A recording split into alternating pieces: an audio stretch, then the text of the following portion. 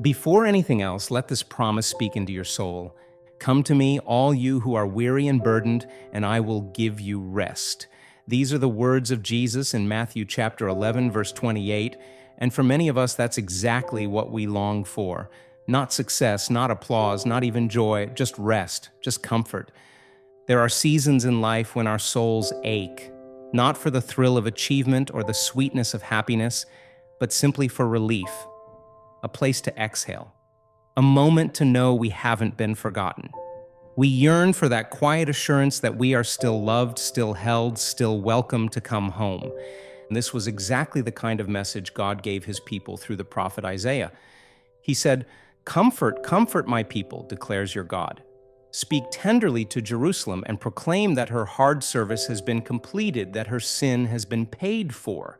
That's Isaiah chapter 40, verses 1 and 2. It wasn't just a statement of peace, it was a calling home, a divine invitation to the exiled, the weary, the broken. The Israelites had strayed far, not just in geography, but in heart. They had wandered from God, and the consequences had caught up with them.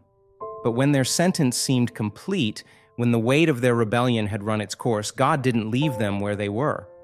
Like the son in Jesus' parable who finally came to his senses among the pigs, covered in shame and hunger, they were invited home. And maybe, like that son, all they wanted was to be a servant in their father's house again. No celebration, no second chances, just comfort. But the heart of God is far more generous than we expect. He doesn't just return us to our former place. He restores us to a greater one. God doesn't only bring relief from exile, he brings redemption through sacrifice. Through the prophet Isaiah, God began pointing to something far greater than a return to Jerusalem. He pointed to a servant who would suffer in our place, one who would carry the full weight of humanity's sin and shame. He was pierced for our transgressions, crushed for our iniquities, Isaiah would later write. The punishment that brought us peace was on him, and by his wounds we are healed. Isaiah chapter 53, verse 5.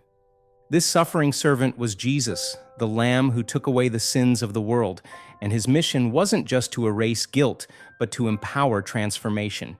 In him, our past is not just forgiven, it's rewritten.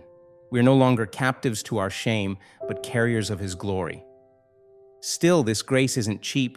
It costs the life of Christ, and though it is freely given, it calls us into something weighty.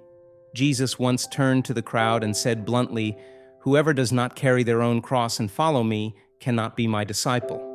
Luke chapter 14, verse 27. That's not a slogan, it's a surrender. To follow him is to lay down our rights, our pride, our preferences. But here's the paradox. In giving everything, we gain everything. In dying to self, we come fully alive.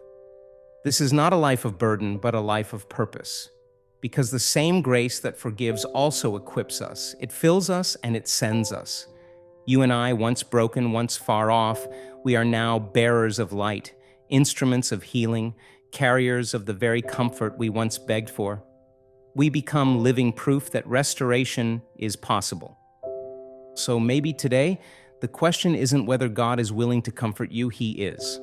The real question is, what is he asking you to surrender in return? What part of you still lives like you're in exile when he's already called you home? And what if your journey, your scars, your repentance, your renewal could become someone else's signpost? What if your story is the message someone else needs to hear to believe that grace really is enough? Don't settle for relief when God is offering you restoration. Don't just receive comfort. Be transformed by it. Step into the fullness of what God is doing in you, because this world isn't just looking for comfort, it's longing for hope.